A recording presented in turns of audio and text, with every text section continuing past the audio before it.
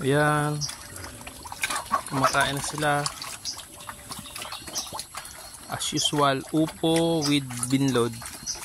Nilagang binlod po yan na may upo. Tapos na sila. Ang lalaki na rin siya. May away pa. Ayan.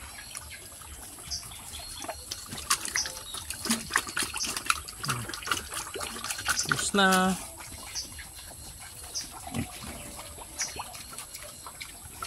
Ayan. Ito yung mami pig ko. Negra. Di pa rin ito naglalandi. Ewan ko ang tagal-tagal na maglandi. Yung nakalagpas. Katapos ang baka maglandi na yan. Ito yung dalawa. Hindi makita, madilim na. Lalaki na rin yung tiyan. Ayan.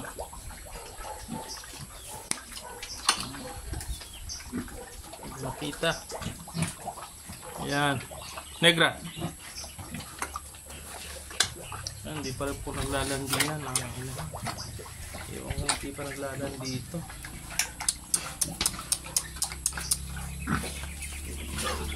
Ito. Hindi ko alam yung mandalaki na lang siya, no? Grabe. Ang tatakaw.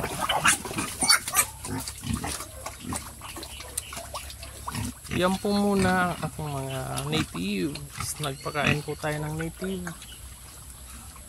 At wala na yung upo. Tapos na yung upo. Diyan lang po yung upo eh. Doon sa may... Diyan tinanggal na yung upo. Yan o. Doon sa may kalabaw. Diyan yung upuan. Ayan na yung matinanggal na upo. Diyan yung upuan. Malapit lang po dito sa bahay. Diyan. Ayan may kalabaw. Diyan yung upuhan. Diyan yung gulayan. Kaso tapos na po yung gulayan eh. Kaya wala na. Darak na lang at saka lugaw. Pakain ko dito sa aking mga native. Yung mga naglalandi pero hindi naman na bubulugan itong aking barako. Bata pa kasi.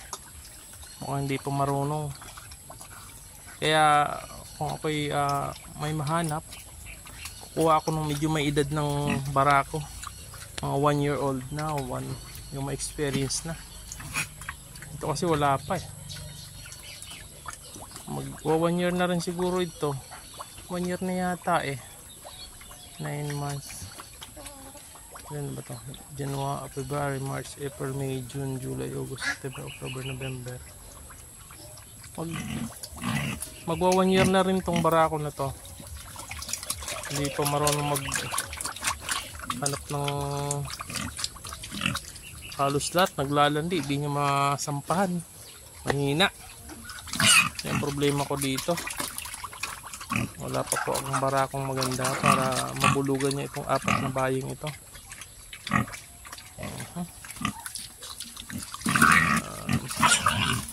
Away pa. Yan yung lalaki ko. Hey! Ding dong! Yan. Ayaw magpakain. Kaya linalabas ko to eh. May tali po yan. Kaso may nakita akong naglalandi. Kaya pinasok ko uli siya. Kaso ng away kasi ito pag dinapakain ko yung problema nito eh. Hindi pa marunong. Yan. Yan muna po. Sa mga nanonood ng Nold Park Backyard Farming, maraming pong salamat sa mga nagsusubscribe, sa mga silent viewer dyan na gusto rin mag-alaga ng mga native. Try nyo rin po pag uwi nyo. Ito po very yan lang, parang talagang backyard lang. Kung dati yung mga baboy mo nasa bukid, ngayon ay nakakulong na. Yan po. Yung kaninang baboy doon, yung inahin din na baboy, Yung katulad nito, kinatay po kasi yung nanganak, kinain niya yung anak niya. Kaya kinatay kanina. Kinatay. Ito hindi naman kumakain ng kwanto aking inahin na to. Kasi hindi pa naglalandi. So yan muna po ang aking ang aking kaganapan dito sa aking backyard farming. Marami pong salamat at mabuhay. God bless.